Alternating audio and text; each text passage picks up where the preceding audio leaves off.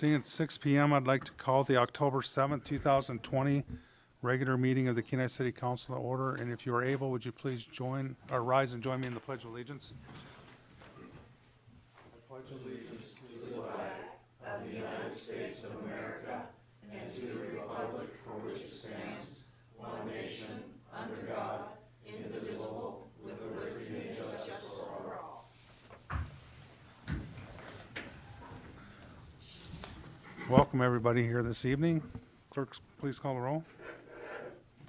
Mayor Gabriel. Here. Vice Mayor Malloy. Here. Councilmember Peterkin. Here. Councilmember Navarre.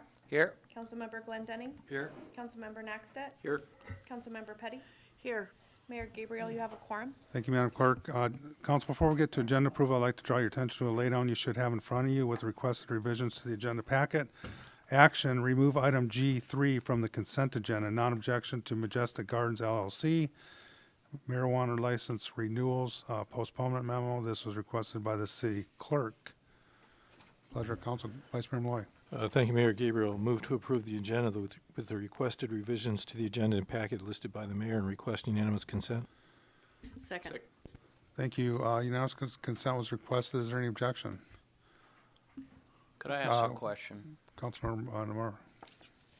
In reading this laydown, I realize that it says on September 23rd, the city received notification, and then, is it my understanding, they then went out and did on October 6th, the building official and fire marshal conducted a site visit.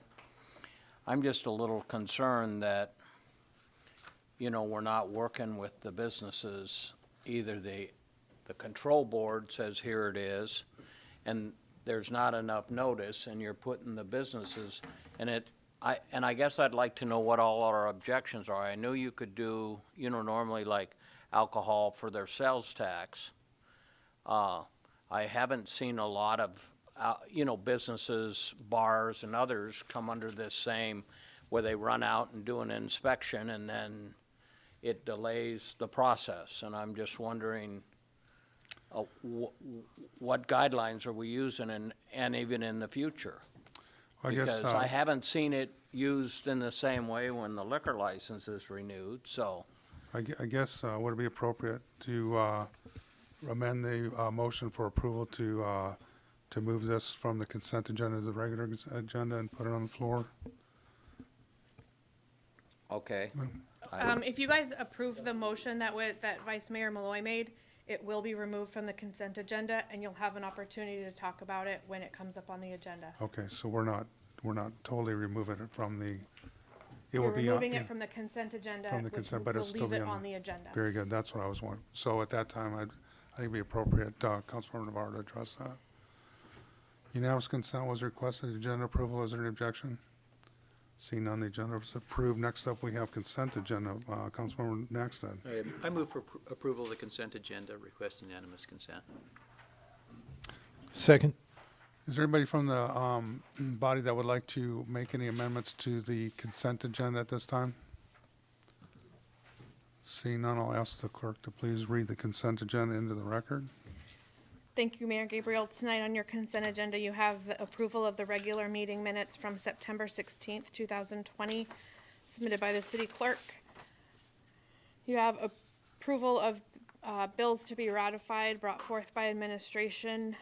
You have introduction of ordinance number 3163-2020, amending Kenai Municipal Code sections 23.30.030, probationary period for employees in the classified service, to remove the 6-month waiting period for new employees to utilize annual leave, 23.40.060, leave of absence with pay, to allow for transition leave for new police officers on completion of a public safety academy, and 23.30.120, moving expense for new employees, to amend reimbursement language brought forth by administration with a public hearing to be on October 21st.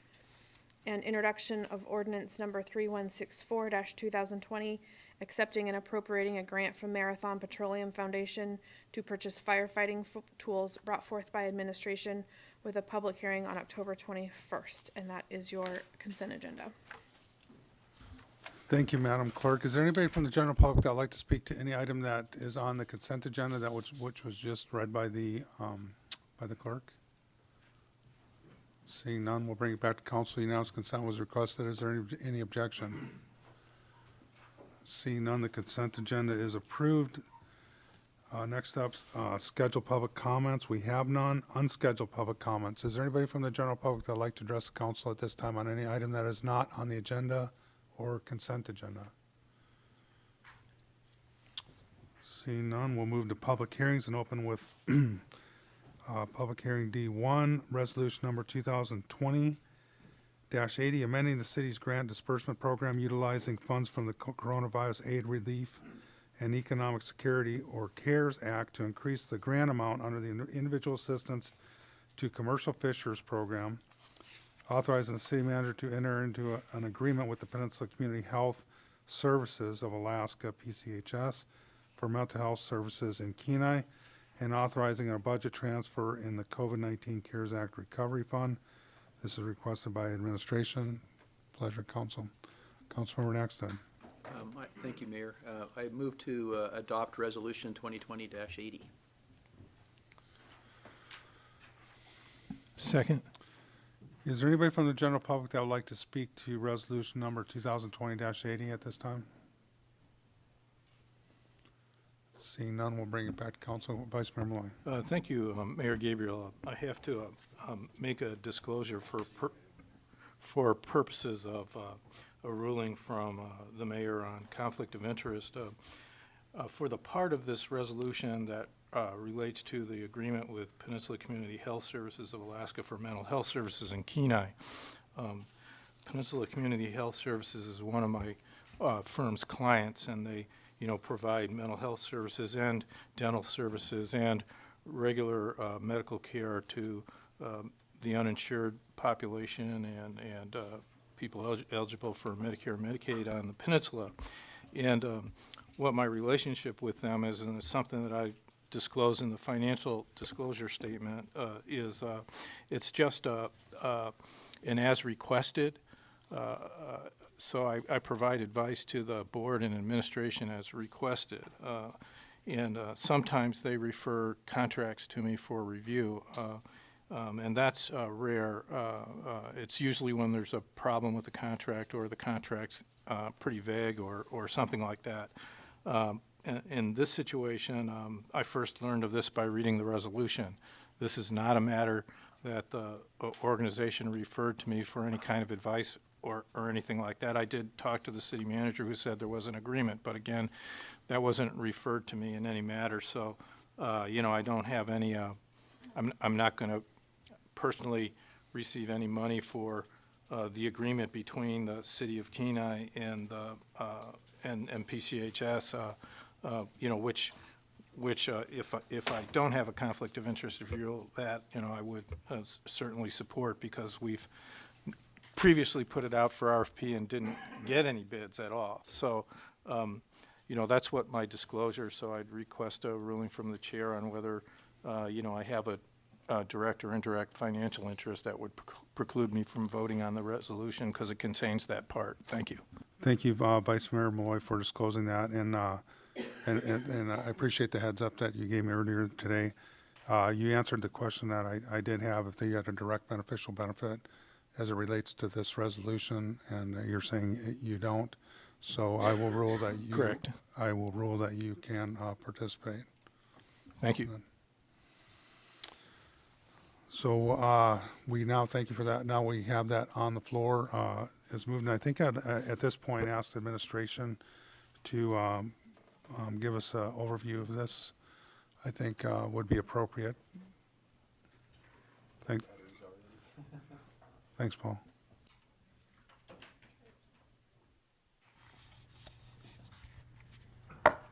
Thank you, Mayor Gabriel. So this resolution is got a lot in it. Most of it is just background information that kind of brings the reader up to speed on what's happened over the course of the administration of all the CARES Act grant programs. But this resolution itself does three primary things. It actually doubles the amount that goes to, that commercial fishermen are eligible to, from $1,000 to $2,000. It also authorizes me to enter an agreement with PCHS, as Vice Mayor Malloy was talking about. And the third part is it makes 2 budget transfers. The first budget transfer is $100,000 that goes from the Business and Nonprofit Entity Recovery Grants Department to the CARES Act Administration and Non-Payroll Department. That $100,000 is intended to cover costs, as was stated in the beginning, covers costs to protect the employees, to purchase items, to protect employees and the public from COVID-19. There is actually one specific item that is in your packet as a PO in excess of $15,000 for the purchase of what's called a Hold It external locker for the library in the amount of $25,730. Also, Larry Pursley's time is paid out of this department. The other 2 individuals that have been helping with administer the grants in the city, Christy Hirschberger and Mary Toll, their time comes out of this. So there's a multitude of things that actually come out of this account. And I've actually included an attachment D to this that gives you an up-to-date accounting of every dollar that's been spent out of that account from the beginning. And that's for your information. So the first budget transfer is that $100,000 from the Business and Nonprofit Entity Recovery Grants to that department. The second one is, let me get to that part here. The second is a budget transfer that totals $600,000. And this $600,000 adds on to the $400,000 that council originally allocated for our Alaska Housing Rental Assistance and Mortgage Relief account. It's actually we've all been surprised internally when AHFC originally rolled this program out and made it available to City of Kenai residents back in August. There were 74 folks that applied and qualified for this grant program. We rolled it out again for September through December. Council approved that at the last meeting. We anticipated that we would receive maybe a few more than that, but we've received 180 new applications beyond that, for a total of 254 applications compared to 74. Now, not all of those will be eligible and qualify for the grant, but using those rough numbers of approximately $1,000 per month to these individuals, we think that $1 million is going to be necessary to cover the demand that's out there. And I should be clear, because I just said a grant to these individuals. As council, I think, is aware, these are not grants to the individuals themselves. These are grants that go to either the landlord or to the mortgage company itself. It doesn't ever go to the individual itself. Regardless, because of the increase in demand, the budget transfer of an additional $600,000 we feel is necessary to cover the entire amount that will be required for that program. We are taking that money from 2 different locations. One of them is from the small business program. We're taking it from the small business program because the round 2 that we now have is actually those individuals that only were eligible for the small business program that the City of Kenai normally or formerly had, now are eligible under round 2. We've gone all the way down to businesses that have $20,000 in gross revenues for the year, whereas our original round 1, the cutoff was $50,000. So because we've extended it to those businesses, the amount of money in there is no longer necessary.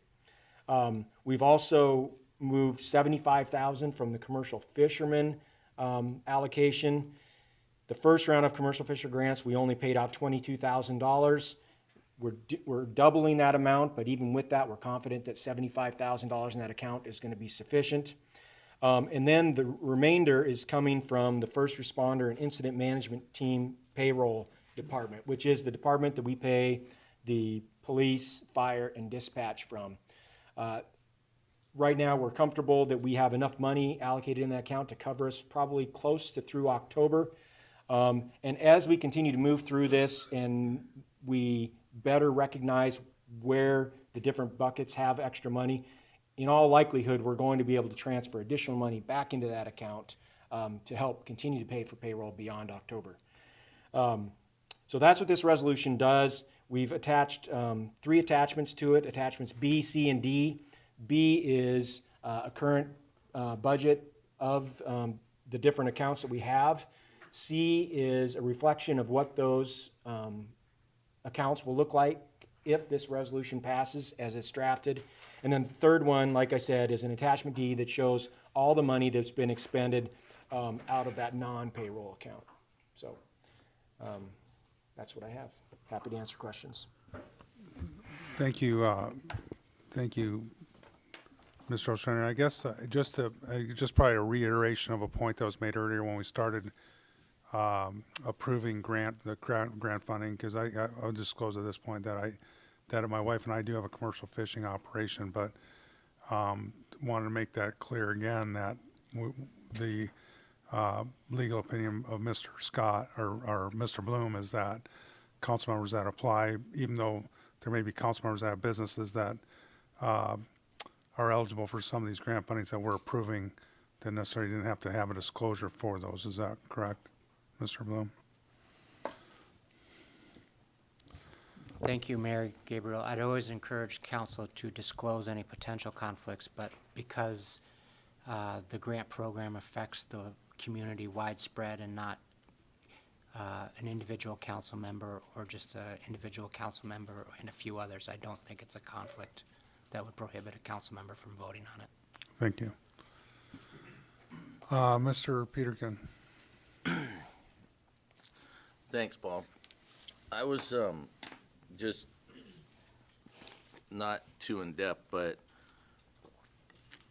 I think it's good what you've got planned here, but I'm more wanting to hear, like, when we do all this, you think we're going to have money left over we got to get rid of at the end here, or you think we got enough to cover everything, or what are you, I'd more just like kind of your opinion on that. Mr. Ostrander. Thank you, Mayor Gabriel, Councilmember Peterkin. You know, it's an ongoing discussion internally how we're going to end up here. If you would have asked me that question 3 weeks ago, I think I would have told you it was going to be really difficult for us to get the money out in the different ways that we've proposed. Based on the increased demand with the AHFC program, in addition to the early response to our second round of business grants, I think that we're going to be able to utilize all these funds with the programs that we have proposed. It's likely we're not going to know with certainty probably until we get into November or maybe even early December, but at this point, I'm reasonably confident that we're going to be able to utilize all the funds to benefit the city. Thank you. Councilmember Navarre. On the Alaska housing program, if I understood it when it runs through December, is there no deadline? And should we put a deadline in here now? I think that might be inappropriate. Have you had any discussions along those lines? Mr. Ostrander. Thank you, Mayor Gabriel, Councilmember Navarre. We have, and right now, essentially through today or sometime this week, we've been accepting applications for folks that potentially could get the money for all 4 months. There's also the possibility that someone who doesn't qualify now could qualify, say, in December. Maybe they lose their job in November or something like that. So I think having it open for the entire period makes sense, but the deadlines that I think we do need to impose are the deadlines for how late you can apply to get the grant for the first month, the second month, the third month. So those are deadlines that we need to put in place. I actually talked to Larry about this earlier this week. He was talking with AHFC. I don't think we've set those deadlines yet, but it is something that we need to set in place. You can't apply in December to get paid for September, October, November. That's not reasonable. So we do need to put some sort of deadline in place. We don't have a hard, firm deadline as of yet, though.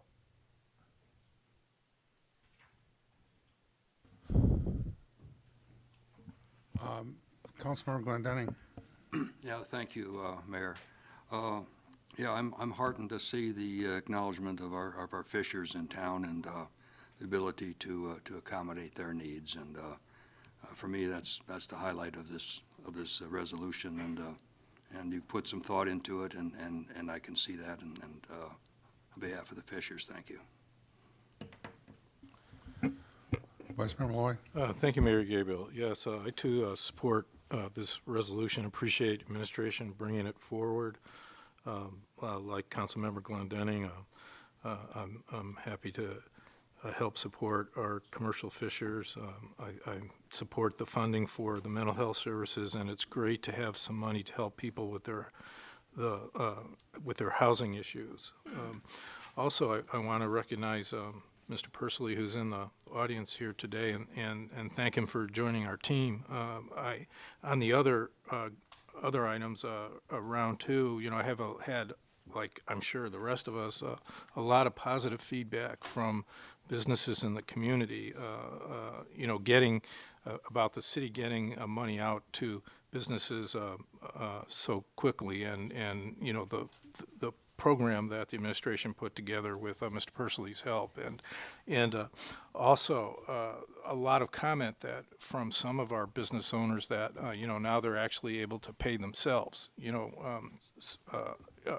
compensation for working in their business out of funds received in round two, because they always have to take care of all their overhead and the people that work for them and everything. So I wanted to pass on that to administration and Mr. Persley, that I've received a lot of gratitude from people in the public for that, and so for that I'm thankful.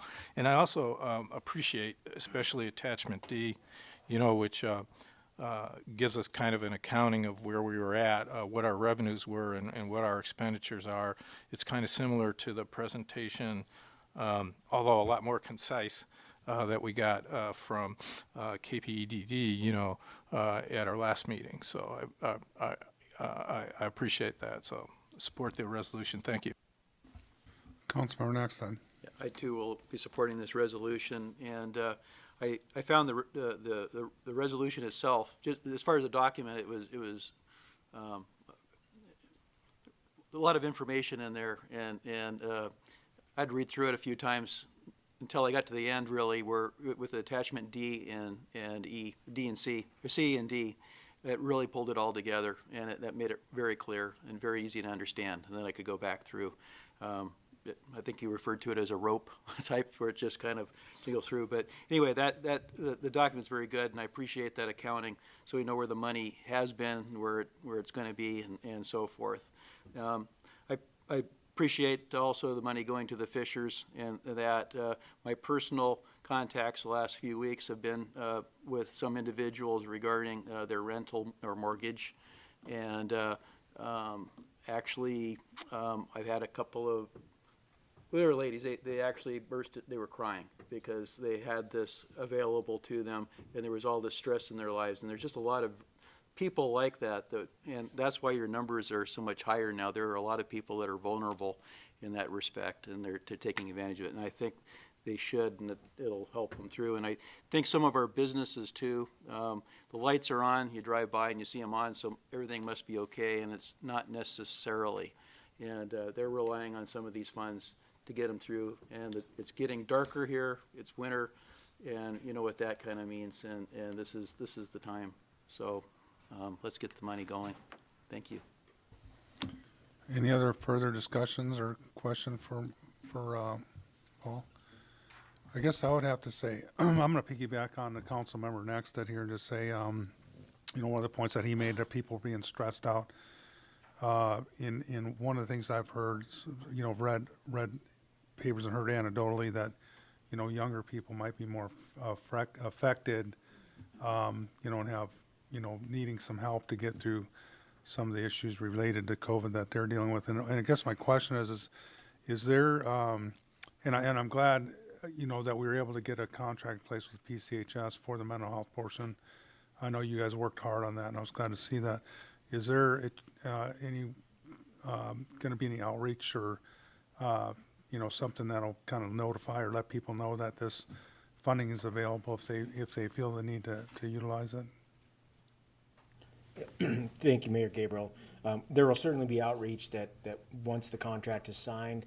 I haven't had any discussions about specifically what that will look like, but it will likely be similar to what we've tried to do with our other grant programs, get it out there in every social media platform we can, get it on our website.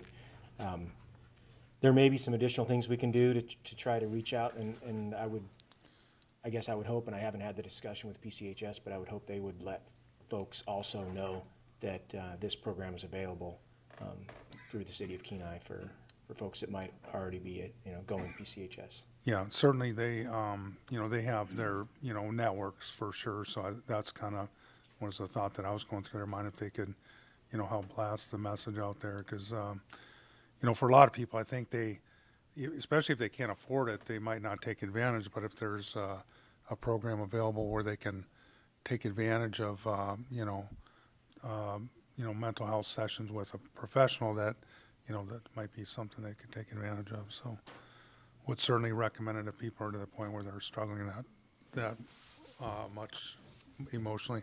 Councilmember Navarre. And this might be at your review, but on the A, it's, again, I like everything that you've done here, and it's gonna work, but on the Alaska housing one too,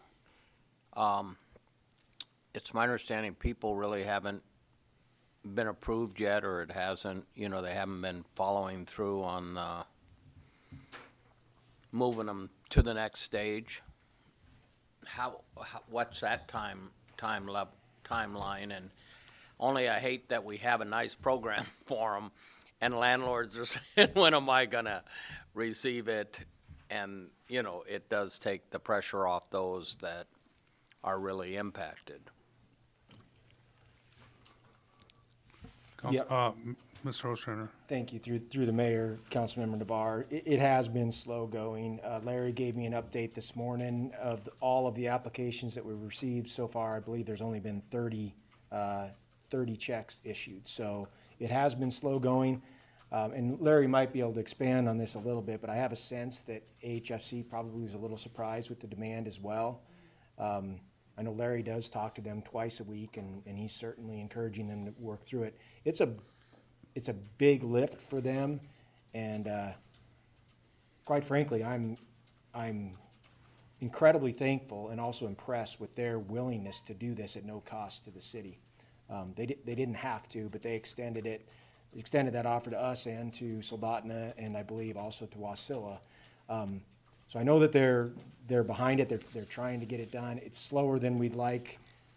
Hopefully it'll pick up a little bit as we move into it, but yeah, we're aware that it's slower than we want. And I don't know if Larry has any explanation other than it's a lot. I guess just as an explanation, if I could, Mayor, do you anticipate sometime in October that they'll have paid for those that are eligible September and October, or will this go into November before they even pay September or October? I'm just wondering if you have a gauge of that timeline, and whether we should have any responsibility, or them, if we know who the recipients are, say, hey, we are working on it and you will get notified, or if they've sent out those kind of alerts.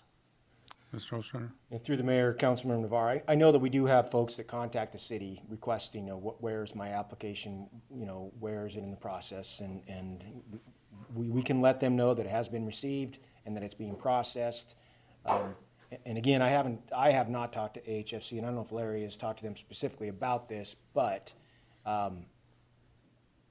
this first time that they process is going to be the biggest effort that they've got, because they've got 250 some applications. That's not going to grow a lot over the next few months. So this first time through is going to be the biggest amount of effort for them. So I'm hopeful that once they get through this the first time, the following months will go much smoother.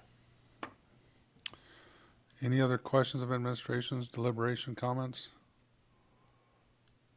Seeing none, clerk, please call the roll. Mayor Gabriel? Yes. Vice Mayor Malloy? Yes. Councilmember Peterkin? Yes. Councilmember Navarre? Yes. Councilmember Glendenning? Yes. Councilmember Nackstedt? Yes. Councilmember Petty? Yes. Motion passes.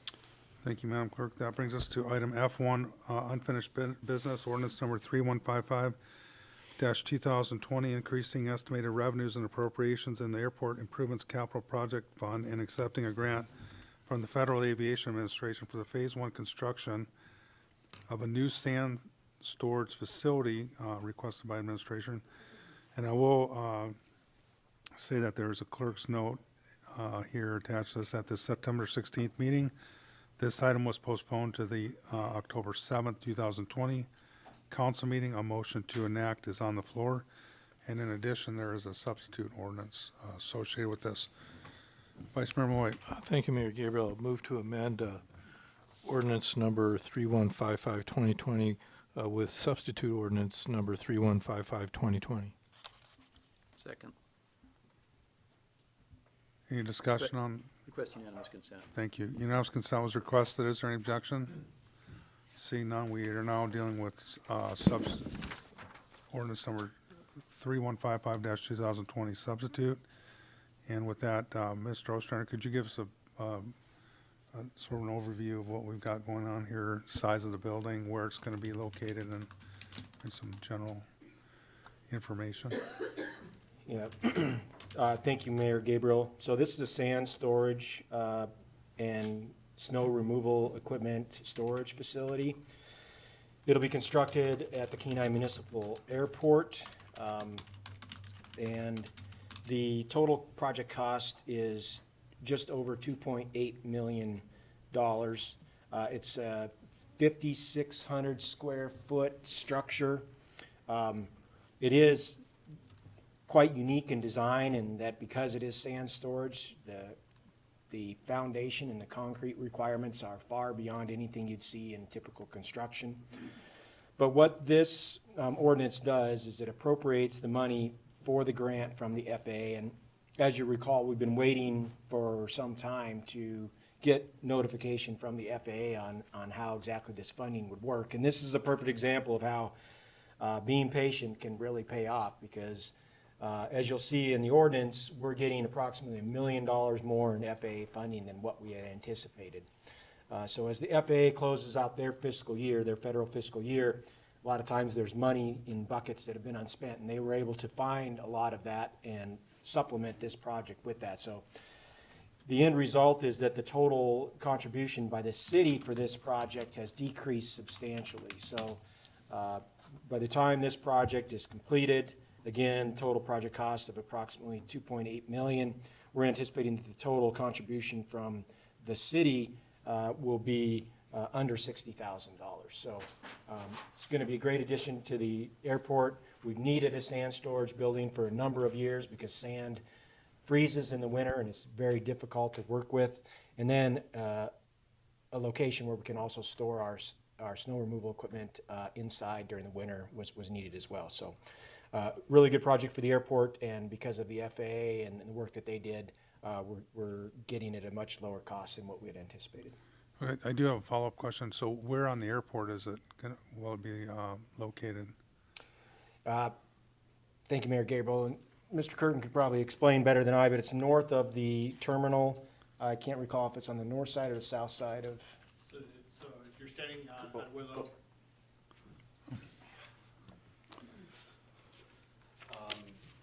on Willow in front of Airport Ops, it'll actually be on the right-hand side, and it's on the back side of the fence. It'll be right off the tarmac to the right of the Airport Ops fire station.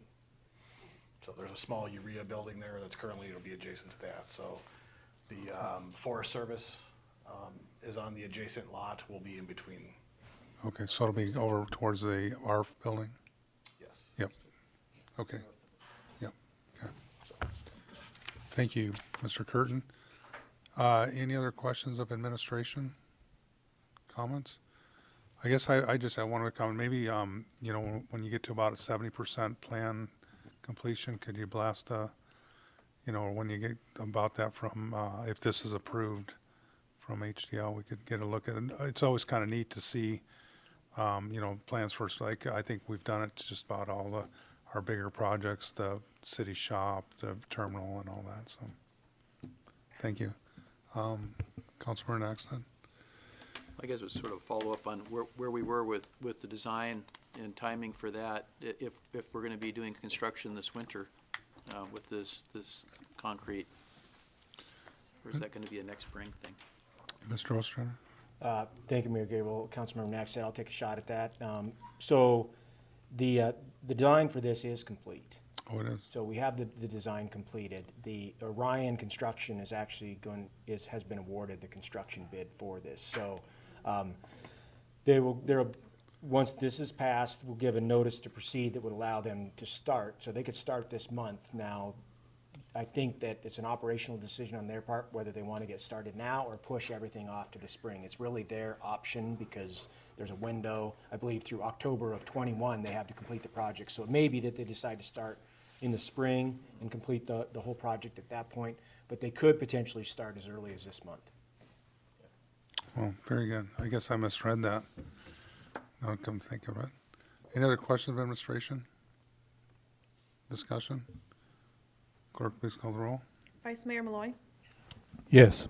Councilmember Peterkin. Yes. Councilmember Navar. Yes. Councilmember Glendenning. Yes. Councilmember Naxtat. Yes? Councilmember Petty. Yes. Mayor Gabriel. Yes. Motion passes. Thank you, Madam Mayor Clerk. Gabriel, can I ask for a 5-minute break? Yeah, I'll take a 5-minute at ease.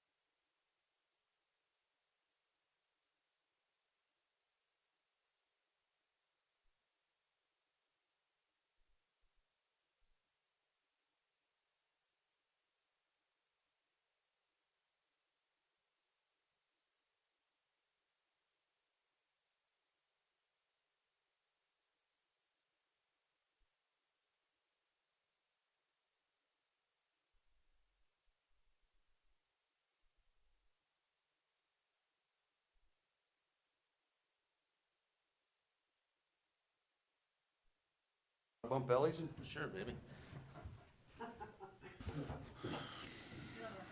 Thank you. I'd like to call our council meeting back to order. And we are on item D2, ordinance number 3157, or I'm sorry, I think it's F2. Ordinance number 3157-2020, amending Kenai Municipal Code, Section 1.85.010, report of financial and business interests to allow for certification of municipal officers that a previously filed statement of disclosure remains accurate, and approving an alternate certification. This is brought forward by Vice Mayor Malloy, and also would like to note that at the September 2nd meeting, this item was postponed to the October 7th meeting, and a motion to enact is on the floor. Vice Mayor Malloy. Thank you, Mayor Gabriel. As stated in the supporting memo, page 47 of the packet, the intent of this ordinance is to reduce paperwork burden for municipal officers where there's no change in the officer's previously filed financial disclosure statement. And municipal officers are more than council members. They're, and the mayor. They include the city manager, members of the Planning and Zoning Commission, the city attorney, and the city clerk. So it's intended to benefit them also.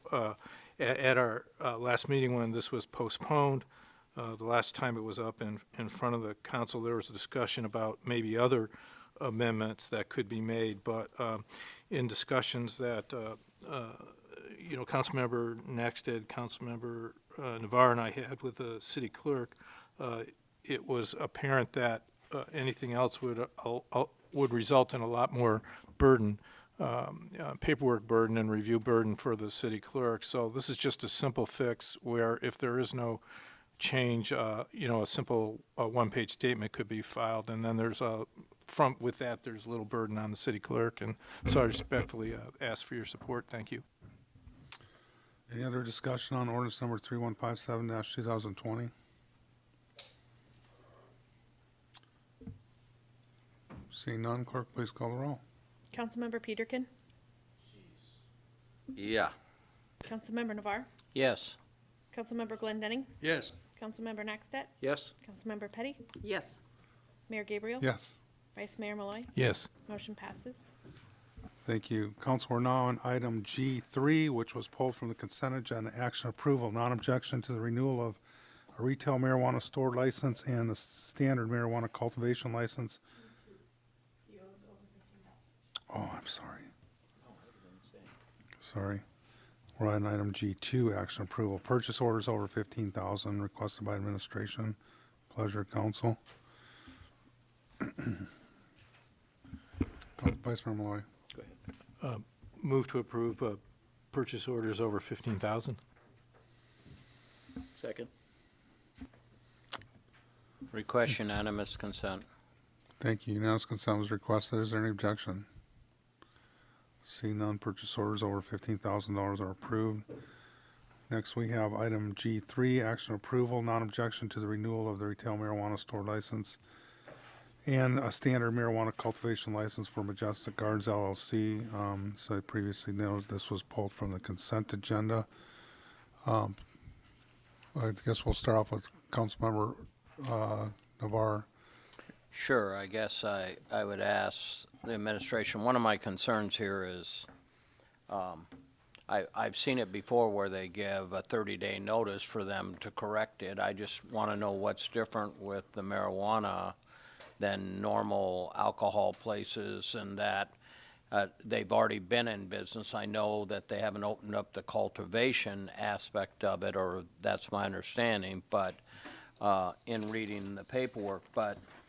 And I guess I'd like it back to us by October 21st. If there's a problem at our November meeting, then there's nothing for them or us to, take action, or if I'd be okay if there was more clarification and that. I don't know how serious these fire are. They just built the building and got opened and everything else. If there's some delay in getting the equipment in, or if there's some type of a thing, it's my understanding we as a city can still shut them down for safety and other issues, but why are we holding up their license, normally that's for sales tax or things like that, but normally we try to work with them, and then that way the horse isn't in front of the cart where we've already stopped the horses from moving, and now we say we can move, but now ABC board might not meet till a certain date. So I guess I want a clarification, and that's my concern. That's all. I just want us to be able to work with these people and move it and not wait till the last minute, because it's my understanding then they would not have a license regardless of us, even if we said, hey, they got it cleared up at the last minute. So that's my concern. Thanks. Mr. Ostrander? Thank you, Mayor Gabriel, and Ms. Hines could probably speak more clearly on what some of the requirements are when you compare the renewal of a marijuana license over an alcohol license. So maybe it'd be most appropriate for her to start with what, if there are any differences, and if there are, what they are. Thank you, Mayor Gabriel. Councilmember Navarre. When an applicant submits their application for renewal, as long as they are timely, they're issued temporary licenses to get them through the renewal process. And as part of the renewal process, the municipalities are provided 60 days to respond back to the Marijuana and Control Office.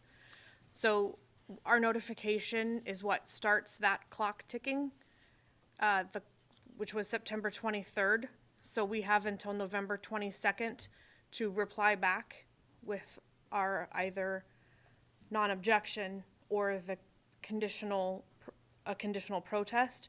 And so the city is working with the applicant in this situation to bring this health and safety situation into compliance before we move forward with approving the non-objection. Just to follow up on that, is there intention is to abate these violations before our October 21st meeting? And maybe I'm just guess maybe if administrations have discussion with them or the Public Works Director. Yeah, thank you, Mayor Gabriel. Certainly, if they're able to fix these prior to October 21st, we would do what we could. Okay. We would do what we could to get it back in front of council as soon as we could. You know, the idea behind waiting till November gives them the longest time to cure the issues as possible. One of the things that I would like Ms. Hines to clarify, though, still is for council, based on Council Member Navarre's question, is if there is a difference between the way we review renewals for marijuana licenses versus how we review renewals for alcohol licenses. Ms. Hines? Thank you, Mayor Gabriel. There is no difference. The fire marshal inspects businesses as his regular course of duties, and so when the application was circulated, there was a construction plan in place that he and the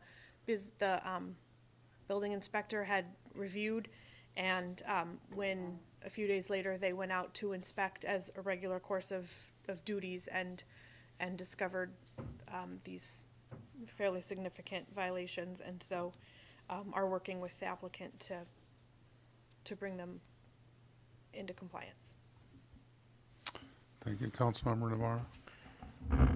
Yeah, and certainly I'll look into it more between now and then, but I guess my concern is this something that if they say they're working on it and we're working on it, and if we can give them 30 days, even if it happened, if they did an inspection after we have already had the non-disclosure, Objection.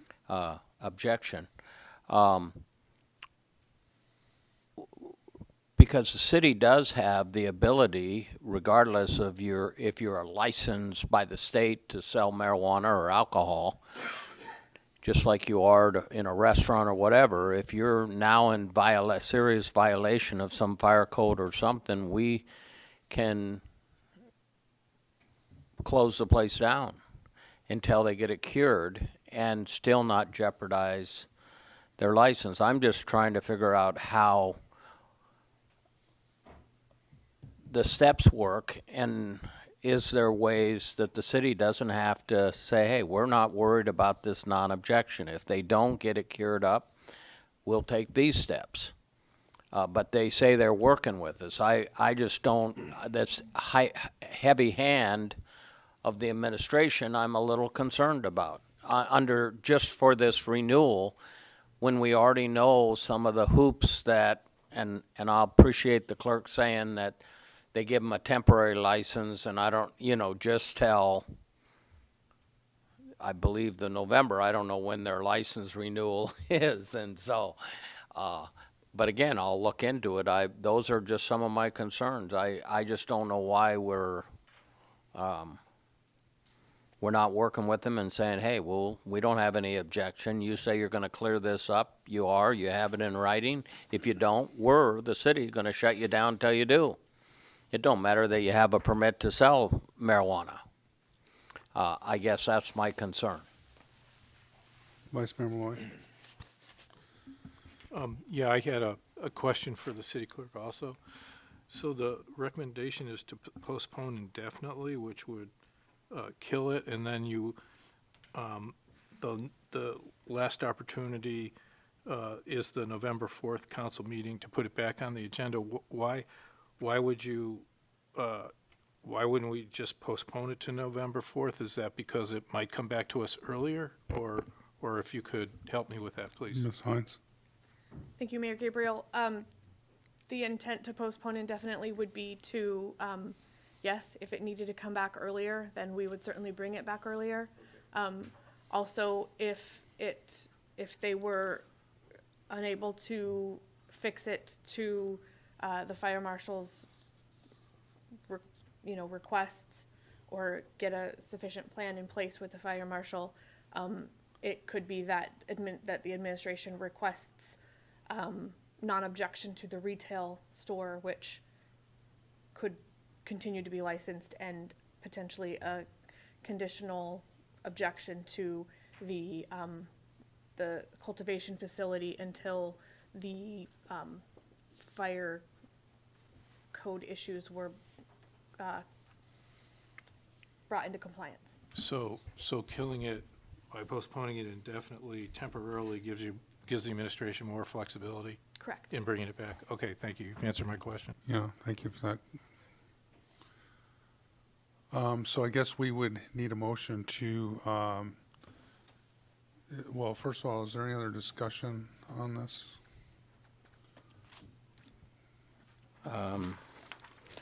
We could, No, I guess could another motion be, we just postpone it till the October 21st meeting, and then we can postpone it again if it's not, instead of just indefinitely? We might have more information, and like I say, if we're setting a precedent that whenever there's a fire violation and you're up against a deadline, and next time it might be real close to a deadline, I'm just wondering why the city isn't handling it through their normal process that they do existing businesses, whether you're a restaurant, whether you're that, they give waivers, they say, okay, we'll work with you, we'll give you 30 days. Sometimes they have to say, hey, you can't use this. But I guess I just don't like getting in the situation where unless we're treating all our businesses, and like I said, I'll have to look into it, but sales tax is one. If you're delinquent, that makes people get paid up, and because it's not their money, it's the cities and or the boroughs. That's where we've always had objection or non-objection in most every case. And I realize there might be, but I'm just saying, if the city can handle this internally, why are we using these tools to non-object to their operation? And even their current operation, even if they have to wait to get the cultivation, so. Mr. Ostrander, do you want to respond? Thank you, Mayor Gabriel, Councilmember Navarro. What I will tell you is that we are working with these folks, and it's our intention that this is gonna go just fine. My understanding is that they had a permit that was approved for building the cultivation area. They went ahead and started construction, and what they did varied significantly from what was approved. It's not things that are going to be hard to resolve, but it does vary significantly from what we approved. You know, anytime you go through one of these license renewals, if you had, if they were behind in sales tax, or if they hadn't paid their property tax, in theory, the city could always resolve that through internal processes. But this is an opportunity for us to get those resolved through this process, which the city normally does try to take advantage of during these process. But again, like I said, we're working with them. My understanding is they've been very cooperative with our fire marshal and our building inspector, and again, we fully expect that this will be resolved within that 60 days that AMCO provides.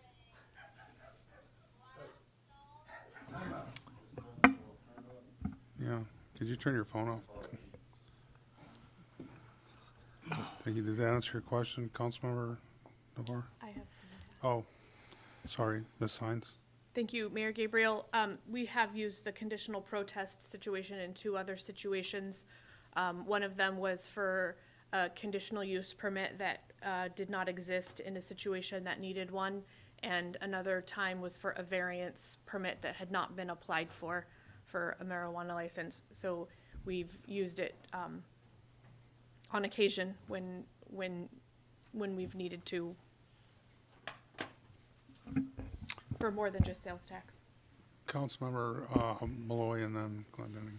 Oh, I'm sorry. Sorry, Vice Mayor Malloy and then. I was gonna make the motion to postpone indefinitely, but if I won't do that. Okay, Councilmember Glendinning. Yeah, so go ahead, yeah. Regarding the situation, we're talking about a cultivation aspect to it and a retail aspect. The retail aspect of it is not in jeopardy, right? No matter what happens with the cultivation, that can go forward. Is it 2 different permits? That is correct. Okay, so no matter what happens, they will still be able to be a retail establishment. Yes. Thank you. Regardless of our non-objection?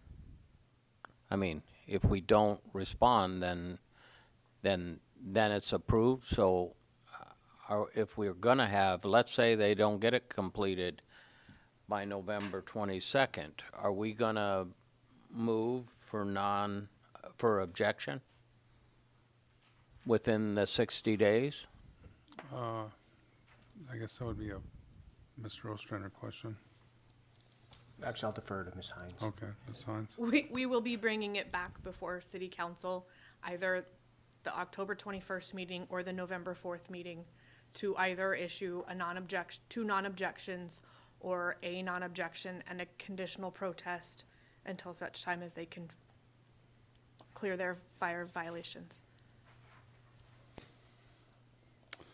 Vice Mayor Malloy. Thank you. Move to postpone item G3 indefinitely. Second? Any discussion? I'd move to amend indefinitely to October 21st meeting. Is there a second there? I'll second it. Okay. Any discussion on the amendment to amend the main motion to postpone till October, from indefinitely to October 21st? Vice Mayor Malloy. Yeah, my understanding of the reason that the city clerk was requesting that is so it would give the administration more flexibility in how they address this and what they bring back. So with the amendment, you're still packaging the 2 together. And so we'd have to split them up at that time or whatever, which administration may do or not do in their discussions with a business owner and how the business owner, how they can perform. So, you know, I think it's appropriate. So I'm arguing against the amendment to bring both back as a package at the next meeting. Ms. Thank you. Hines? Thank you, Mayor Gabriel. A conditional protest requires a public hearing. So if they're packaged together, it's going to be difficult for administration to bring back the recommendation will be if it is in fact a conditional protest. We will need to notify the applicant through state law regulations to bring forth the public hearing, and if they are packaged as a non-objection, it's going to be difficult to work through that scenario. I guess where I'm at with, I think administration's laid out a pretty good roadmap that it actually, sort of fits with what you desire, Councilmember Navarre, is that there's a resolution, positive resolution to this before November 4th, or, up to November 4th. So I'll be voting against the postponement till the 21st. Councilmember Petty? Can I withdraw my second? No. Councilmember, we'll vote on it, so you get a bite at the apple here. Councilmember Navarre? Yeah. Well, a couple things here that I'd like for the council to consider. Number one is potentially the April 21st is my last meeting. Second thing is, if you're going to treat everybody the same in the future, and the city's position is we do non-objection on fire code violations, small, little, or large, all the different things, even when they're working with you, when they're not, that's a new procedure that I find very objection to existing businesses in our city and working with them and finding solutions. When you have a multi-stage permitting process and you're not willing to do some stuff within your own control without jeopardizing those objections should be for very serious. So even if on the 21st they come in and said they got everything, but we've given them till the 20th and they've got the thing ordered and it'll be in, and then in November 4th you're going to make and say, okay, we'll take the risk of that. Now you've set another parameter. That's where I have the biggest problem, is they should be able to say definitely even on the 21st, they're going to be in compliance on this day or this day, and we're comfortable not objecting to their renewal. This will be something that can work. That's what I want to see the attitude of the city in working. Not use it as a hammer. You use hammers when you have to, but you don't use hammers in the normal business. And it's my understanding, and I'm only reading it, I haven't talked to the owner of this, but just reading the document where they have, they've essentially been approved for a cultivating. They just didn't do all the work. If they had done some of that work prior to it, would have been inspected by the fire department and whatever, as I understand, even during this last permitting period, and they would have been able to open and proceed accordingly. Now we're at a point where we're playing with this non-objection, and there's really, even if I've heard the administration, there's no real objection. It's almost like we could vote today and say, hey, they got it under control. We don't have to object to their renewals. They're an existing business in our city and moving forward. And that's why I've asked for the 21st, both so that I can follow through, and also that if you're going to set a rule for this one, then you have to treat everybody the same, and that concerns me. Because where do you draw the line if we're not clear on the line? Councilmember next then. Thank you. I find the amendment to be somewhat problematic, and I appreciate the statements that Mr. Malloy made also that kind of encompass a lot of that we heard here. But I guess what I'm hearing is through Mr. Ostrander is that at least Mr. Navarro might think that you're using this as a hammer, but before you said you were working with the applicant. And the applicant's not here to provide any additional information, but are you using this as a hammer? Is this a sort of a mutual agreed on thing? And what is the nature of your discussion with them? Mr. Ostrander. Thank you, Mayor Gable. Councilmember Nackstead. I have not had any discussions with the applicant. I talked to our building inspector, and he said that they inspected the facility and they noticed that there was violations, and as far as I know, the city and the business owner have been working well together to resolve it. So that's all I know. I don't know if Mr. Curtin knows more beyond that or if Jamie knows more beyond that, but as far as I know, that they're working with them, and I think that the objective of both parties is to make sure that when we're done here, there's going to be non-objection on both of them. So I guess, yeah, but the answer is, are you using this as a process, as a hammer, so to speak? I guess I'd have to get clarity on what that means, using it as a hammer. Yeah, I guess that's, Well, the term hammer wasn't mine, but what that would mean to me would be that there's concern with the administration that the applicant's not going to do it.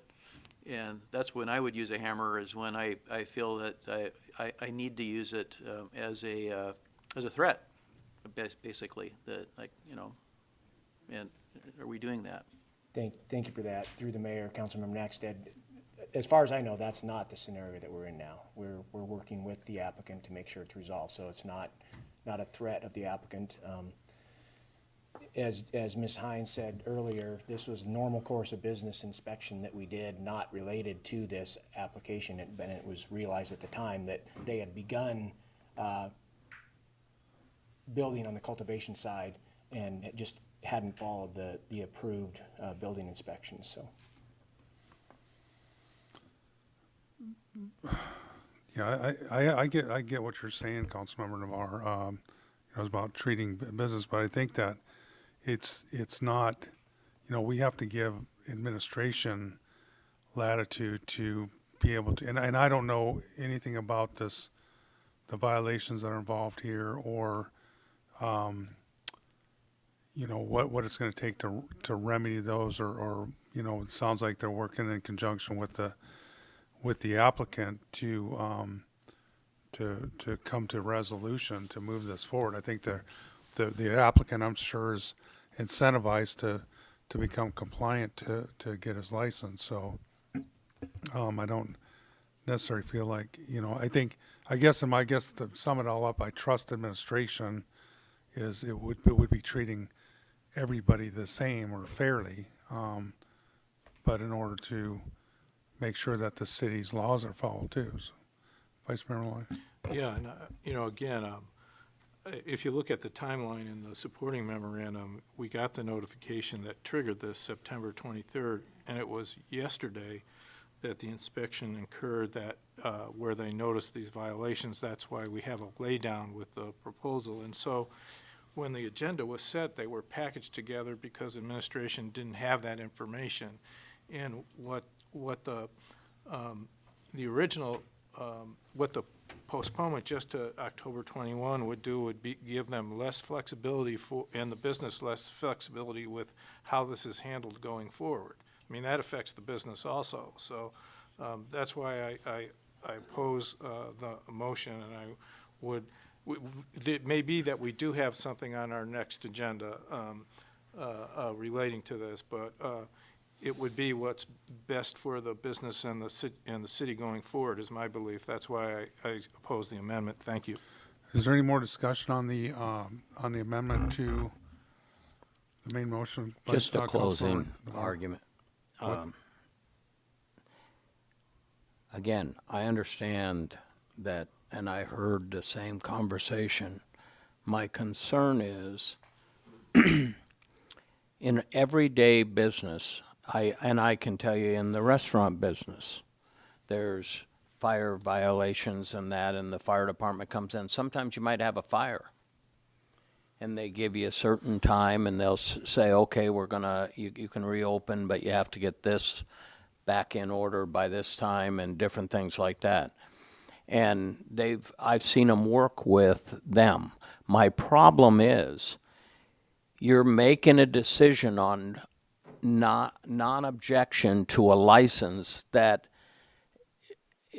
as I said, and I would like to find out, and I will by the 21st, is does the city have other tools in their toolbox if they don't do it? Why are we as a council saying we're going to object just because there's a fire review going on and that we hear from the administration?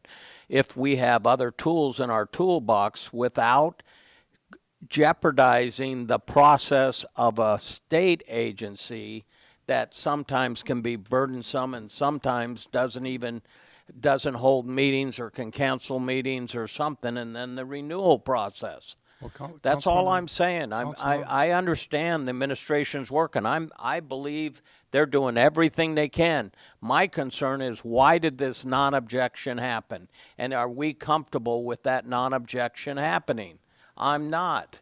Well, we're not Unless objecting. there's a parameter for when we use it. Right, Well, no, but we have it in front of us. It was on our agenda, and we get a letter saying we need to postpone it. Don't give it. And here's the basis for it. Right, but we're not So- we're not objecting by postponing. I realize, but We're not doing that. There's still an action to come. We're just postponing it. But you're This doing time. it based on assuming how I would interpret all of this, Mayor, is I would interpret that if they're not in compliance by the 4th, the administration should say we object, because they had got to that point today. So therefore, they're saying we should object, that's the line in the sand, that if they don't get in compliance, then boom. That's my problem. Any further discussion on the amendment to the main motion to postpone to the 21st of October? Seeing none, clerk, please call the roll. Councilmember Navarre, Yes. Councilmember Glendenning, No. Councilmember Naxtet, No. Councilmember Petty, No. Mayor Gabriel, No. Vice Mayor Malloy, No. Councilmember Peterkin, Yes. motion fails. Thank you. We're back to the main motion to postpone item G3 indefinitely. Any further discussion on that motion? Seeing none, clerk, please call the roll. Councilmember Glendenning, Yes. Councilmember Naxtet, Yes? Councilmember Petty, Yes. Mayor Gabriel, Yes. Vice Mayor Malloy, Yes. Councilmember Peterkin, Yes. Councilmember Navarre, Yes. motion passes. Thank you. That brings us to item G6, discussion response to COVID-19. Administration, Mr. Ostrander. Thank you, Mayor Gabriel. To bring the council up to date on current case rates for the Central Kenai Peninsula, I compiled that information like I do every meeting. So as you recall, last meeting, the 14-day case rate was at 2.5 for the Central Peninsula, which is in the green. Our current 14-day case rate is 4.4, which is still in the green. However, our 7-day case rate is 5.8, so we're seeing a trend upwards from 2.5 at the last meeting now to 5.8 for the last 7-day case rate. Hospitalizations in the Central Peninsula, actually at Central Peninsula Hospital, there was one patient that was in the hospital from the 17th of September to the 25th of September. I'm not sure if that was one patient or multiple patients, and they just happened to have one bed occupied by COVID-positive patient during that period. I'm not sure which of that it is. One other item on COVID of interest, I had a call today with the state epidemiology team, and I asked the question about the state's emergency declaration, which is set to expire on November 15th. For it to be extended, it actually requires legislative action to extend it. And the interesting part of this is if the emergency declaration expires on the 15th of November, all of the mandates that the state currently has in place go away with it, because the power with which the state has applied those mandates is under the emergency declaration. Some of the city policies, actually specifically the city's policy on return to work and interstate travel for our employees, which is one of the policies that we have that's incredibly difficult to navigate because of the requirements of the mandate requires so much testing before they can come back. It's been really difficult to work through, but if that state travel mandate goes away, we're going to have to look again at if there's some type of policy. We will need to put in some type of policy that allows return to work for employees that have traveled out of state, and if this comes into play, we'll be working on that. But that's all I have for COVID. So would that require a special session for legislative action? Yes, it would. And Kenai does not have representation till January? The discussion on the call today was that they were going to wait until after November to schedule the special session. And there was an additional follow-up question was how does that work time-wise? The state epidemiology team wasn't able to answer that question effectively. So I'm not sure how that works since it expires on the 15th. The election is 10 days prior to that, so I'm not sure how that's. Right, and representative elects aren't sworn in until January, so I'm not sure how that works either. But, any questions of the city manager discussion on COVID response? Councilmember Glendenning. Yes, just a housekeeping question. We enacted the resolution 2020-80, and we have a whole menu of offerings regarding the CARES Act. And just an obvious question, all of these offerings and how someone can apply for them are on our website, correct? There's an updated page for people to access and perhaps take advantage of the situation and the offerings. Mr. Ostrander. Through the mayor, Councilmember Glendenning, yeah, as we update the program guide, so that the program guide that was approved by council tonight, that will be on the website tomorrow. Any programs that are currently open and available are on the website as well. Thank you. I had that question asked of me, so appreciate the answer. Any further discussion on response to COVID-19? Seeing none, thank you, Mr. Ostrander. We'll move to commission committee reports. Council on Aging. Thank you, Mayor Gabriel. Council on Aging, the meeting for October the 8th has been canceled. The next regular meeting is scheduled for 4:30 p.m. November 12th and will take place virtually. Thank you, Councilmember Glendenning. Airport Commission.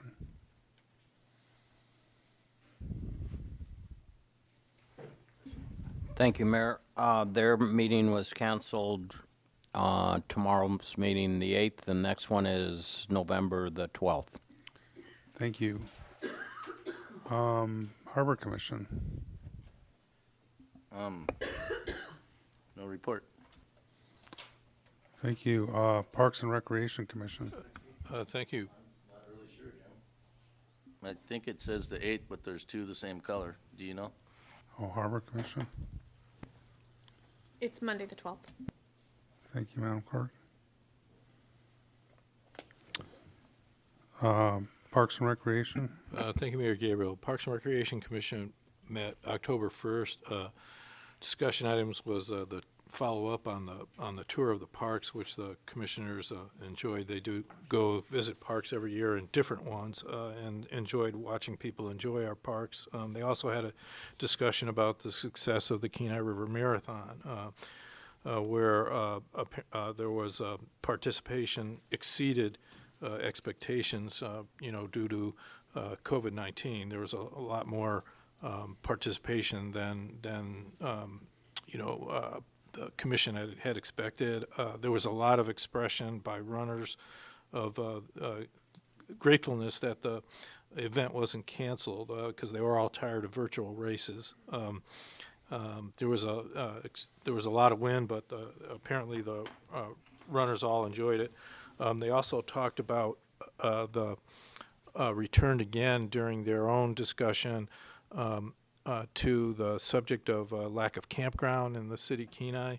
One idea that they came up with was a recommendation to administration to consider trying to negotiate changes to the grant terms that might allow the city to look at areas that are a little bit more of a distance from the beach, from the North Beach, because the original grant was from the state was limited to the South Beach, but the city manager was successful in negotiating terms, changes in terms that allowed use of funds for improvements to the North Beach, and then we got an extension. So they thought that they wanted me to pass on the message, and I apologize that I didn't have time to do it before this meeting, but it's appropriate to do it in my report also that, rah for the city manager, and maybe he could be successful in negotiating some terms that would allow the city to look at some other areas in the city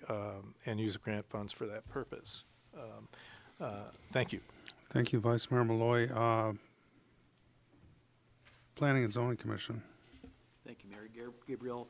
Planning and Zoning met on September 23rd, and they had one item, a public hearing resolution, PZ 2020-30. It was an application for a conditional use permit for the breeding and sale of dogs located on 1115 First Street here in Kenai. And the applicant intends to breed Sheltie sheepdogs. They're about 15 pounds. They own them. They're on their property now. But what they want to do is have 1 litter a year that they would sell, and that after some discussion and whatnot, it was approved. And I kind of wanted to go on a little bit. This was a quasi judicial item for the Planning and Zoning Commission, and I feel that when we are representing the council like I did, I need to report back to you on some of the other things as well, because I think it reflects on us and maybe what our intent is. I was sitting where at the very end where Mr. Peterkin is, and the applicant was out here, and there was one planning commissioner here, the chairman, and he was sitting here. Just one, the whole table.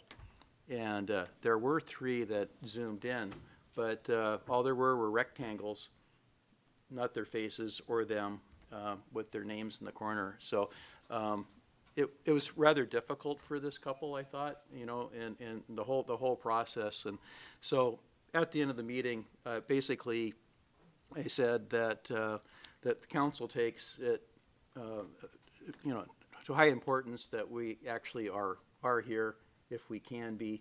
We do social distance. You can't really tell when you're zooming in. You can't see the room. So you can't see what we're doing, that we are spaced. You can wear masks. Some can sit down here, and the audience also is spread out.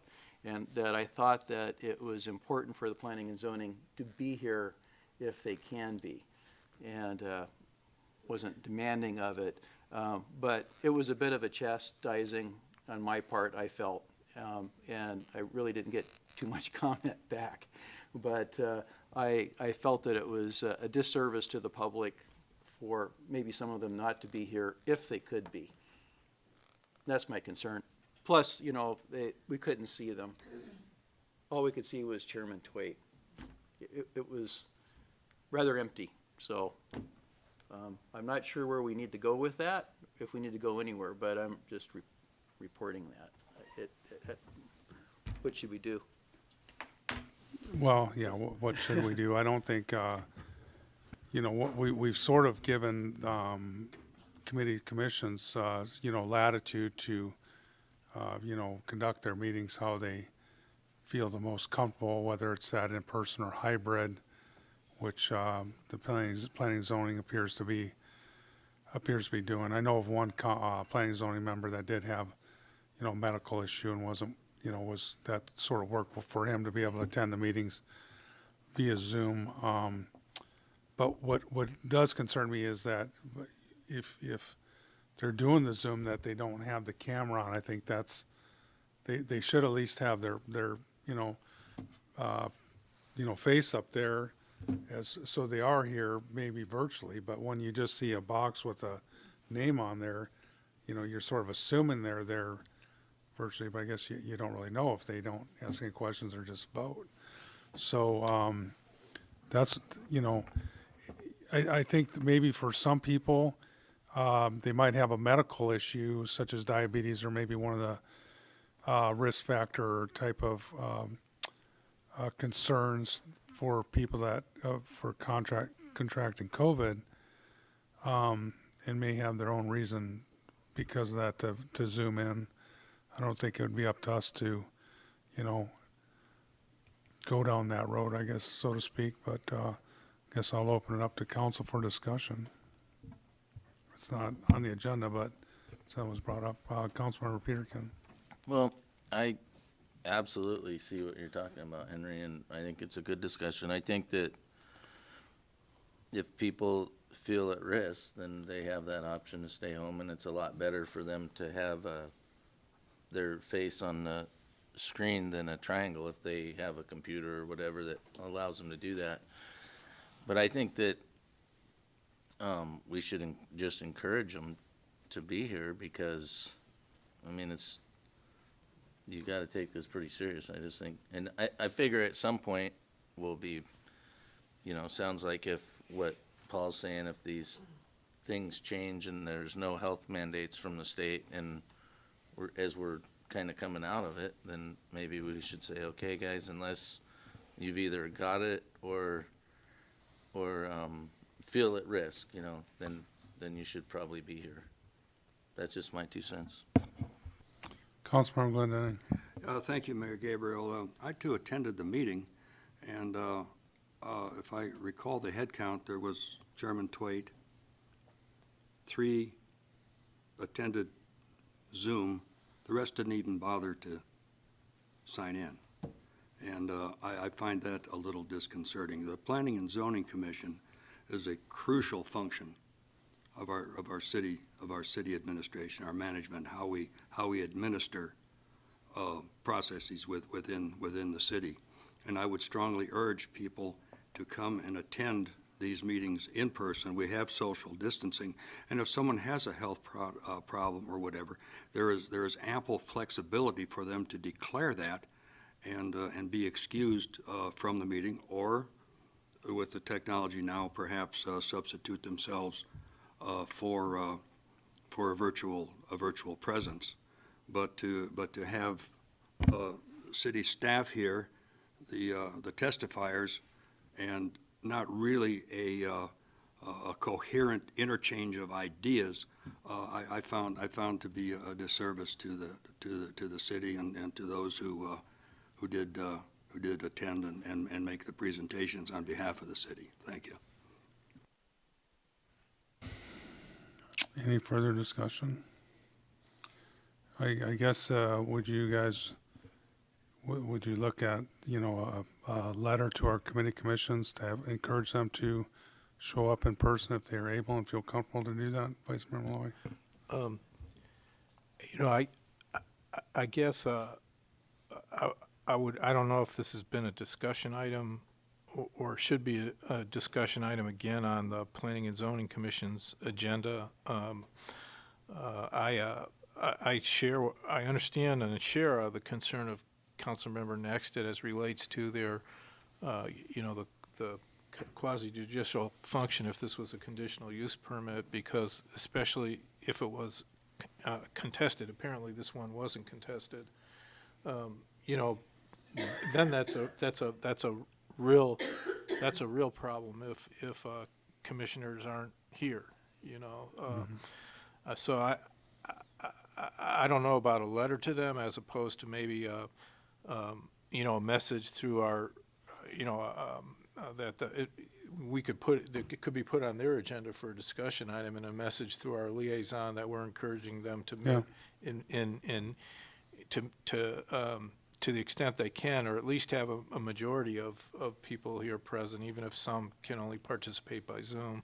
I mean, we have 7 commissioners. I share Councilmember Glendenning's concern about the lack of attendance, but you know, and then we could have a discussion item ourselves if we're not happy with what their discussion is. So Yeah, and and that's a good idea, Council or Vice Mayor Malloy. But I just thought if there are I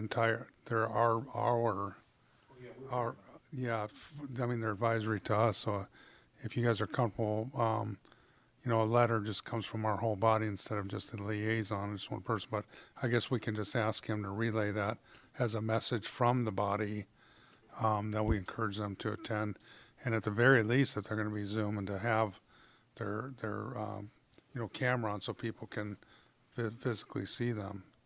Councilmember next. Yeah, and I appreciate that, and that's really kind of what I'm looking for. I felt like I was, 2 weeks ago, I was out there on my own, you know, so I brought it back to you guys just for confirmation. How do we want to do that? And you all have your own commissions, and maybe you're not dealing with that, or you are, or whatever. So it would pertain to maybe those, but I think planning and zoning, because of its quasi-judicial situation, is, you know, a little more concerning, so. So if I may, I think that you could encourage Chairman Twait to put a discussion item on the agenda, you know, where you could give the message too, as part of their discussion about improving how they handle that type of matter under the pandemic circumstance. Question, actually what I didn't mention was that their next meeting is canceled, one next week, so it'll be a while, but I suppose if we're talking about it, we could put it on their agenda for them as a group. I don't think I can, and if that's not breaking a rule that I'm unaware of, And I guess I would just ask for nod heads that we have an agreement from the body that's, you know, so it's not just our liaison saying this is what we want, but it's coming from the body. So, okay, very good. Councilmember Navarro.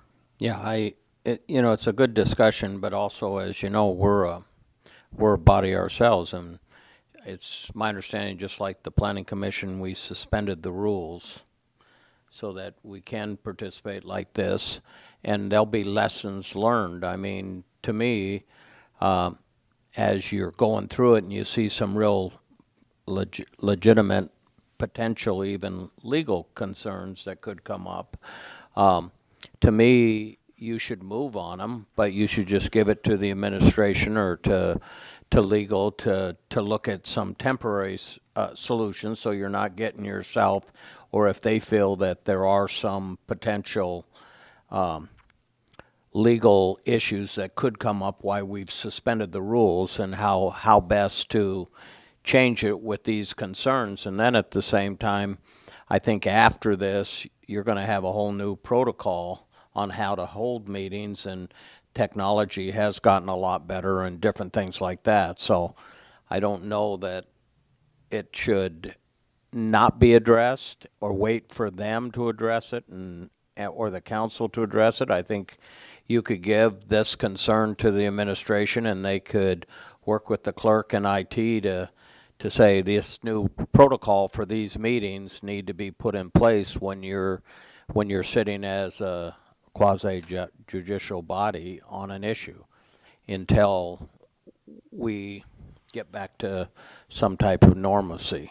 Thanks. Thank you. Councilmember next then. Yeah, not to go on too much longer with this, but, you know, what Mr.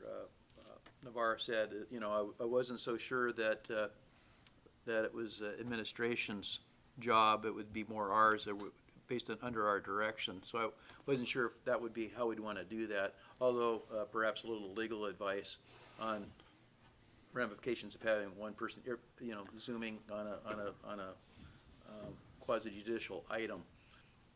I'm not sure how good a standing that is. How far it should go, and maybe we should do a little of both. I don't know. I can certainly carry the message.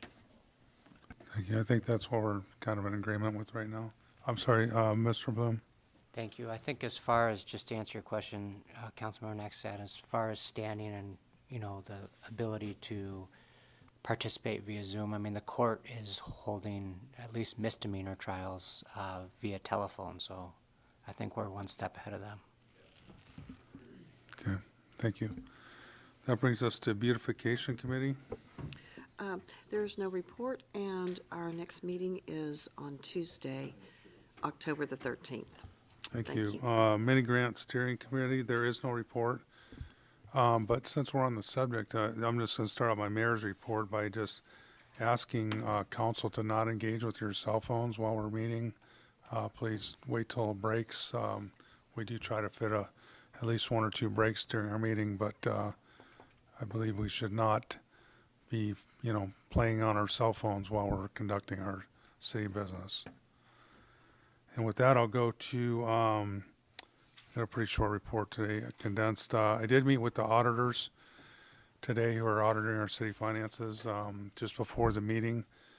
Everything. This is something that's that we're invited to do every year. They just as part of that audit, they wanted one of the boxes they have is that they've spoken to a representative of the body. It doesn't necessarily have to be me. It just usually is the mayor or everybody, like the school district. I think the superintendent meets with the auditor, and everything looks good. Although it's from my understanding, and Terry might jump on it in this a little bit, but apparently there was might be a delay to their presentation to council because of some delayed guidelines regarding COVID funding and how that's supposed to be accounted for. So, and I think that's pretty close. Is that right, Mr. Eubank?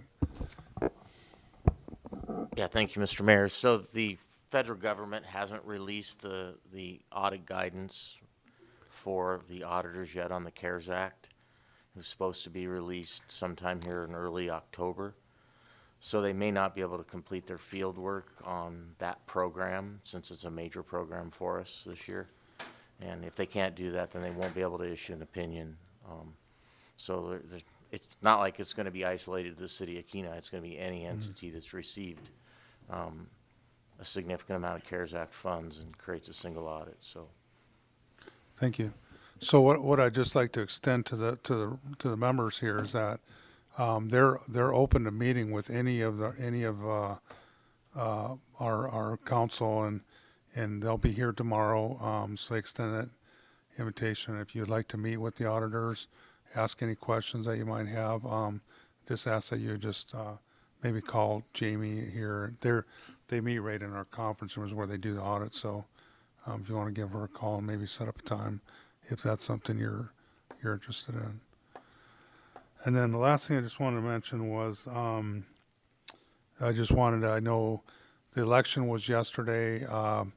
The results aren't official till probably mid next week because of the number of absentee and early voting ballots that are out there.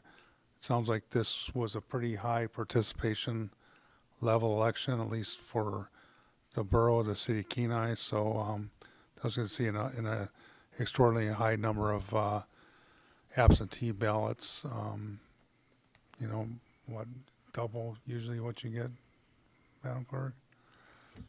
Like more than double. more than 4 times maybe. Right. So at any rate, it'll probably by next week we'll be. Of course, it'll be on our agenda to certify at our next meeting. But I just wanted to say appreciate everybody who ran. It's always I never always want to we can't, like, everything's unofficial right now, but it does take courage to run and to put your name out there for service, and I certainly appreciate that. And with that, I'll move to administration reports and Mr. Ostrander. Thank you, Mayor Gabriel.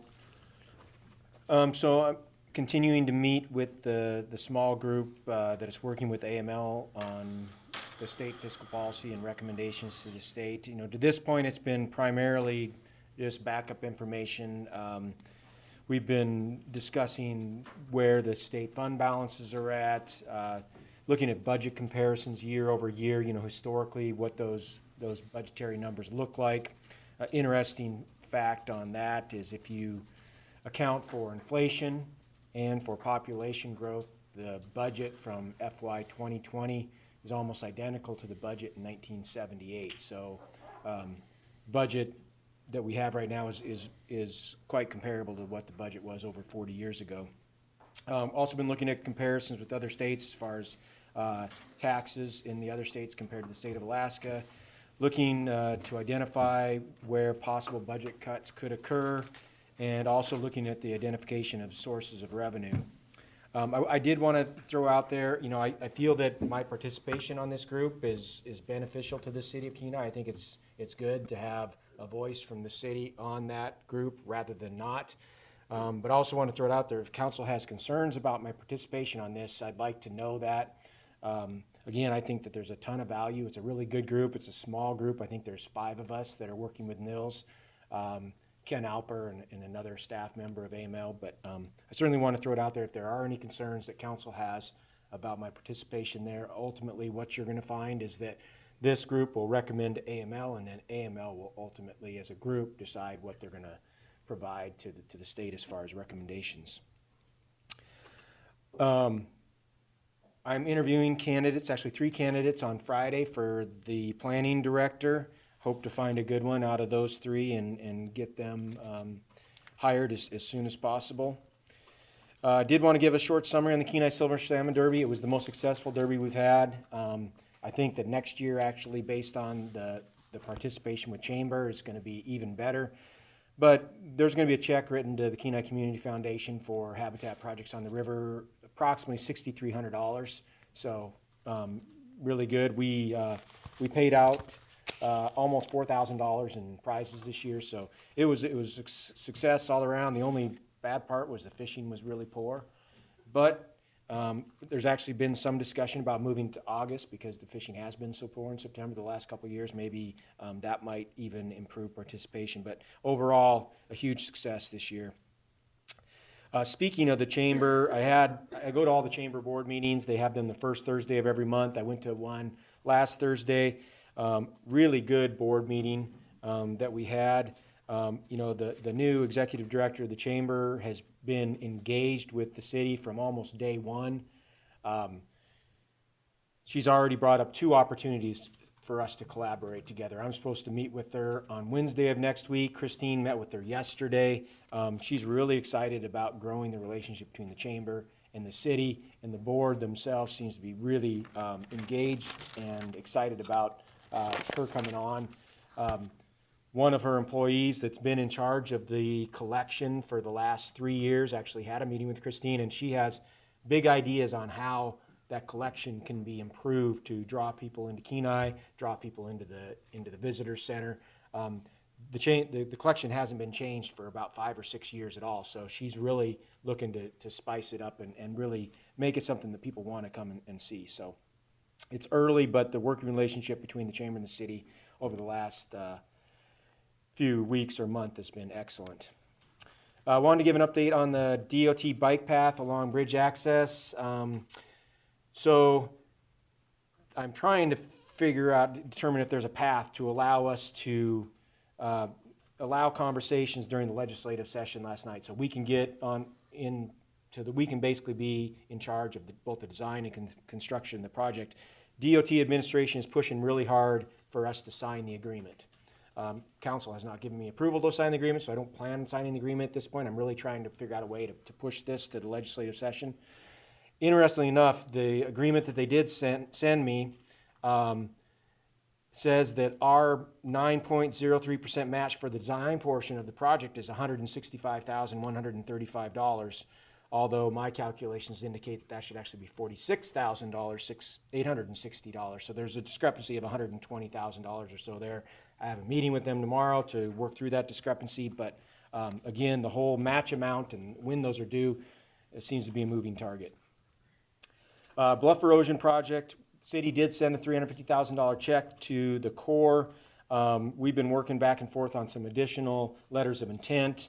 We should be starting the planning meetings very soon. I had expected they would have started before this meeting, but I have to hope that they're going to be starting in the next week or so. And the last item was the boil notice. As all of you know, last week we had a boil notice. We did have a power outage at the water plant. We lost pressure in the system for just under 15 minutes, I think about 12 minutes. It came back up after that. DEC does require boil notice. Scott Curtin has brought a consultant in and they arrived today to look at our SCADA, our control system, to see if there's parameters that we can change to make sure that this never happens again. There are some things that we need to change, and we'll see this as an opportunity. This is an opportunity to see how our system would respond with the true power outage, and all indications are that it didn't respond very well. So we're going to make sure that it responds correctly going forward. Scott did stay around to answer questions, but I will tell you that because of the sensitivity of some of the topics associated with the water system, he's going to be limited in what he can share here publicly with the council. If you would like to have further discussions with him, I encourage you to set up an appointment to talk to him. But we certainly don't want to go into great detail about the inner workings of our water system here in the public. But with that, that's the end of my report. If you have any questions about my report, or if you have additional questions for Scott that you'd like to ask, we'd be happy to answer them. Thank you. And I think, if I was on the inside track, Beaver Loop's officially turned over to the city now, the Beaver Loop Road. Thank you, Mayor Gabriel. So we have committed to take over maintenance of Beaver Loop. The punch list isn't going to be completed to the spring, so the construction project isn't completed, but we are now taking over maintenance. Gotcha. Okay, very good. Any questions of the city manager? Councilmember Glendinning? Yeah, just a quick question, more of a comment. The committee that you'd mentioned that you were on, it's like a steering advisory committee under the auspices of AML, and then your recommendations will be presented to a larger body, and then it will go through the digestive process. Mr. Ostrander? Thank you, Mayor Gabriel. Councilmember Glendinning. Yes, this is a small advisory group that's going to put together what we feel is appropriate for AML to present to the state. That will then go to AML as a whole to approve or modify, and then that will be what's taken to the state. Councilmember Glendinning? And so your representation is broad-based, say around the state or at least the rail belt, correct? Mr. Ostrander? Yeah, through the mayor, Councilmember Glendinning. Right now, we have a member from Juneau, Denali Borough, Sandpoint, Kodiak, and Fairbanks. So that's the representation on that small working group right now. It sounds like a good start. Thank you. Any other questions for the city manager? All right, got off easy, Paul. City Attorney, Mr. Bloom. Thank you. Oh, Just- sorry, did I Just skip one- over you? Yeah, just concerning the outage, the root cause has been identified. We know what we have to do within our supervised control and data acquisition system, and that we can rest assured that we'll have a positive solution from this. I have confidence the answer is. Mr. Ostrander? Thank you, Mayor Gabriel, Councilmember Glendinning. The answer is we're doing everything within our power to make sure this never happens again, and I have full faith that Scott and his team can make it happen. I knew it'd be curable. Thank you. Thank you. Any other questions of the city manager? Seeing none, we'll move to the city attorney, Mr. Bloom. Thank you, Mayor Gabriel. Members of council, I have nothing to report, but I'm happy to answer any questions. Any questions of the city attorney? Seeing none, we'll bring it to you, Ms. Hines. Thank you, Mayor Gabriel, members of council. As mentioned earlier, we'll have 490, potentially 490 ballots to review with the canvas board on the 13th. And we'll provide the report to the city council, and then once the city council certifies the election, then the results will become official at that point. And the deputy clerk position has been offered and accepted, and the new staff person will start on Monday of next week. And I think that's everything for now. But I'm happy to answer any questions if you have any. Any questions of this? Councilmember Peterkin. So will the press know before we know on what the count on the 490 are? Ms. Hines? No. Any other questions of the city clerk? Vice Mayor Malloy. Thank you, Mayor Gabriel. Can you tell us a little bit about the person who you hired for deputy clerk? Ms. Hines? Sure, thank you, Vice Mayor Malloy. The candidate is a KCHS graduate and has spent some time working up in Anchorage, moved back here late spring, and has technical skills with a software that's similar to Laserfiche. It's not exactly, but it's called Microsoft SharePoint, and it's Microsoft's version of Laserfiche. Has great customer service skills and great organizational skills and proven efficiency. She hones in on efficiencies and brings them brings them to fruition. So I'm excited. Very good. Did she have a start date? He or she? Monday, okay. Any other questions of the city clerk? Councilmember Navarre? Just real quick, I just want to thank the clerk and all the poll workers and everything because they did a tremendous job. I know they had to be separated further than they were before, and everything seemed to work, and even the results came in fairly quick this year. So all in all, it looked like a good election that the clerks held, so congratulations. And then one more next month, huh? What? I'll let you settle down for this before we go to the next one. Any other questions of the city clerk? Seeing none, we'll move it to additional public comment. Is there anybody from the general public like to address the council at this time? Seeing none, we'll move it to council comments. Start with Councilmember Glendenning down there. Yeah, thank you, Mayor. Yeah, I was a semi-participant in the election. I was out waving signs on a beautiful fall day. And actually, there was quite a bit of enthusiasm I saw in the participants there, and everybody was cordial, got along, and visited with one another. And it was actually almost a happy time. There seemed to be a little younger group there, and children were playing in the trees and making forts around stones and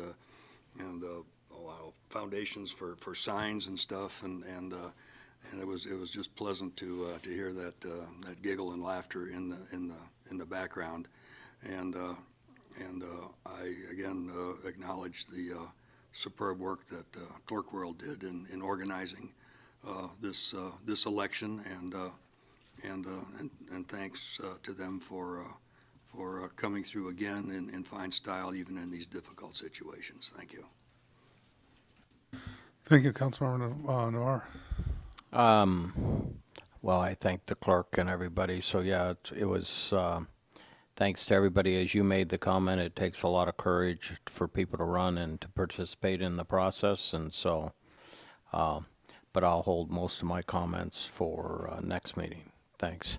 I'm just glad I think maybe it happened last year, the transfer for the first time. I forget, but I like the transition of going through one, and the Monday following certification or whatever it is a good process that made our body better, I think, because of it. Thanks. Thank you. Councilmember Peterkin? No comment, thank you. Councilmember Petty? Yes, I want to thank all the public that came out and participated and voted, and all the candidates that put their name in the hat and had the courage to do that. Also, I did want to publicly thank the former Deputy Clerk, Jacqueline, for her superb work and all the times that she helped me. And that ends my report. Vice Mayor Malloy? Thank you. Thank you, Mayor Gabriel. Yeah, I want to join everyone in thanking the clerk's office and the poll workers for making the experience of voters that came to vote in person or voted early a really positive experience, and appreciate that our turnout was so much larger this time than usual. Thank you. Councilmember Nexon? Oh, yeah, and the results did come out a lot quicker than I was expecting. Usually there's Kenai just number 3 or something that just hangs out there for like another 45, 50 an hour. That's my And- district, and, that's my you know, district. just like, Precinct. yeah, so, you know, it's usually that instant gratification. However, with 500 votes still out there to be counted, you know, I think it's, between Mr. Navarre and myself, it's still, there's statistics and then there's all that other stuff. So we'll wait and see what happens between now and then. And so I guess I'm glad it's over. It's just, there's a lot of things I actually enjoy in doing, and it would be truthful for me to say that I was kind of hoping that maybe one time I wouldn't have a competitor and it would just, you know, just happen and I could go on with my fall life and go fishing a little more. But all that, it didn't happen. It's like, well, okay. And so, you know, it's a process, and actually I kind of enjoy it. It sort of makes you do it. Get to go down to KSRM and do that, and the only public thing that I've actually done that was really available was the chamber, you know, debate or whatever, and I enjoyed that. And there weren't a lot of people there, but it was like just getting out there and doing something again, you know, and certainly parading along with the signs, and that was fun. It was a very nice day to do it. It wasn't 20 degrees in the morning, and the wind wasn't blowing, and it wasn't raining, and all of that. One thing I didn't do was door to door. There was just no reason to do that this year. But anyway, so I guess I'm appreciative that there was competition, and that it got me out there to do those things, and you know, here we are. So now it's another waiting game for another week. Thank you. Thank you, Councilmember Naxted. We have no executive session, and seeing no other business before this body, we are adjourned.